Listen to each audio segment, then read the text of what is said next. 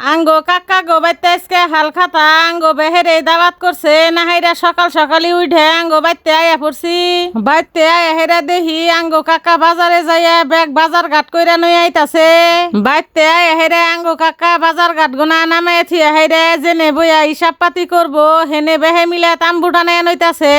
কাকা ওরা তাম্বু টানাইতাছে আর ইমুর দে আঙ্গো ফুবু ব্যাগ কিছু জোগায় নিয়ে আইসাল পারে আয়া পড়ছে আন দিবার নিগে।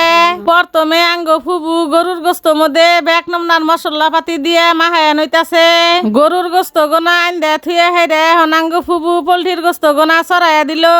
আঙ্গো কাকা বারবার ওই জিলাপি বাজি না অর্ডার দিছিল হিন থেকে বেন্দে যাইয়া জিলাপি গোনা নিয়ে আইতাছে।